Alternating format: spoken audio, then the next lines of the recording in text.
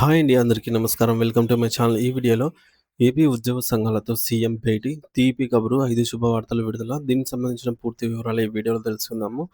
Video అయితే ఎక్కడే గాని స్కిప్ చేయకుండా ఎండ్ వరకు చూసేయండి. అప్పుడు ఇన్ఫర్మేషన్ పూర్తిగా అర్థమవుతుంది.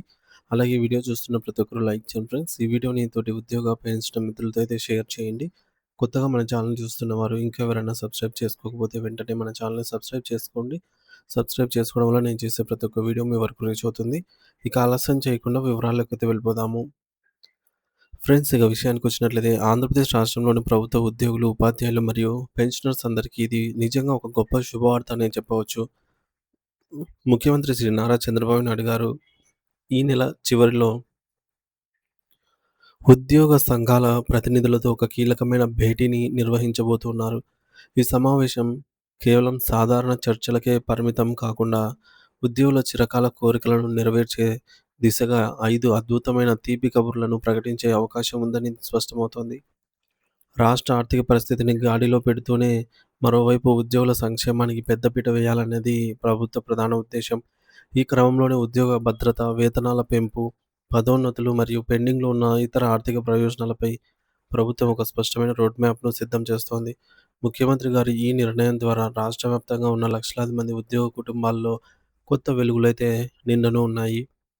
మరి మొదటి ప్రధానాంశం గురించి మాట్లాడుకున్నట్లయితే, గత కొంతకాలంగా పెండింగ్‌లో ఉన్నటువంటి డీఏ మరియు డీఆర్ బకాయిల చెల్లింపులు ప్రక్రియ అనేది వేగవంతం కానుంది. జూలై 2018 నుండి 2024 జనవరి వరకు, అంటే దాదాపు 232 నెలల సుదీర్ఘ కాలానికి సంబంధించిన బకాయిలు పెండింగ్‌లో ఉండటం వల్ల ఉద్యోగులు తీవ్ర ఆర్థిక ఇబ్బందులను ఎదుర్కొంటూ ఉన్నారు. ప్రభుత్వం ఈ నెలాఖరున జరిగే సమావేశంలో వీటిని ఒకేసారి కాకుండా విడతల వారీగా చెల్లించేలాగా నిర్దిష్టమైన షెడ్యూల్‌ను ప్రకటించనుంది. దీనికోసం ప్రభుత్వం ప్రతి నెల సుమారు 4,000-5,000 కోట్ల రూపాయలను ప్రత్యేకంగా కేటాయించాలని యోచిస్తోంది. ఈ బకాయిల వల్ల ఎవరెవరికి ఎంత మొత్తం వస్తుందో పరిశీలిస్తే, రూ. 50,000 బేసిక్ పే ఉన్నవారికి సుమారు రూ. 3,85,000 వరకు రావడం జరుగుతుంది.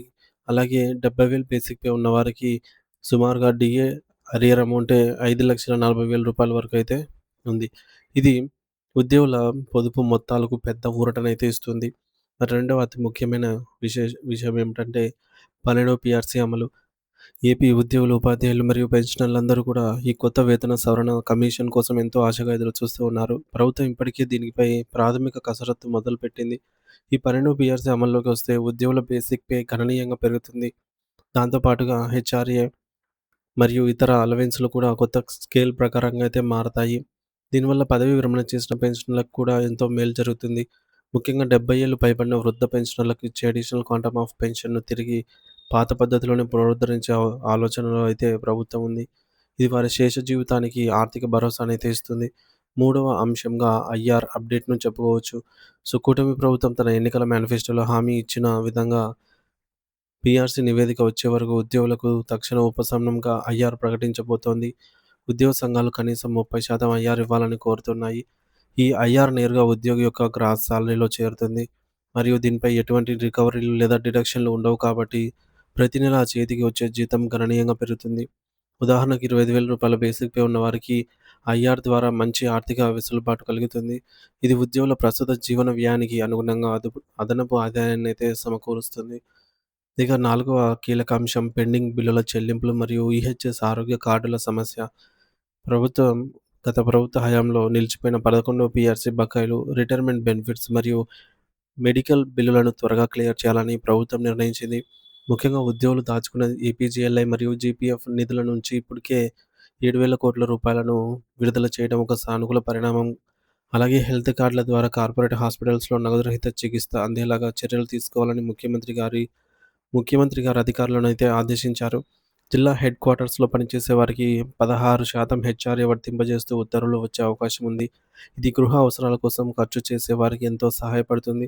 అలాగే మహిళా ఉద్యోగుల కోసం చైల్డ్ కేర్ లీవ్స్ ప్రస్తుతం ఉన్న 6 నెలల నుంచి కేంద్ర ప్రభుత్వ నిబంధనల ప్రకారంగా 2 సంవత్సరాలకు పెంచాలనే డిమాండ్‌ను కూడా ప్రభుత్వం సానుకూలంగా పరిశీలిస్తోంది. చివరగా ఐదవ అంశమైన ఖాళీల భర్తీ మరియు కాంట్రాక్ట్ ఔట్‌సోర్సింగ్ ఉద్యోగుల క్రమబద్ధీకరణ. గత ప్రభుత్వం కేవలం కొన్ని శాఖల్లోనే కాంట్రాక్ట్ ఉద్యోగులను రెగ్యులరైజ్ చేసింది.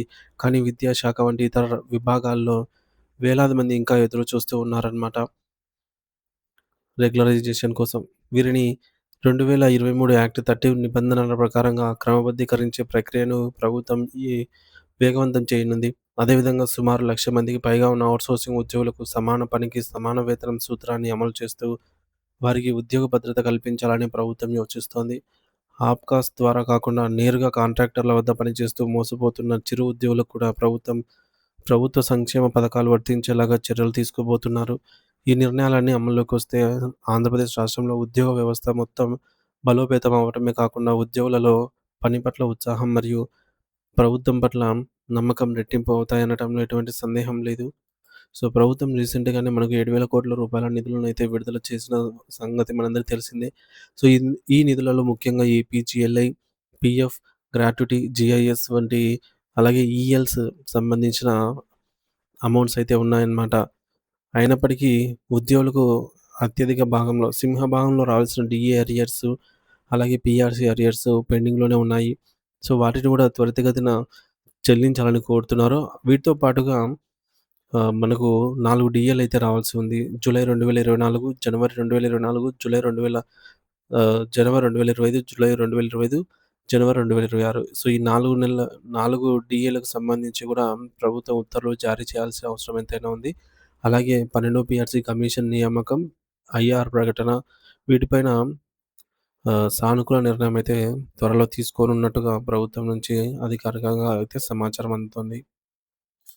సో, దీనిపై మీ అభిప్రాయాన్ని కామెంట్ ద్వారా తెలియజేయండి friends. Thank you for watching this video.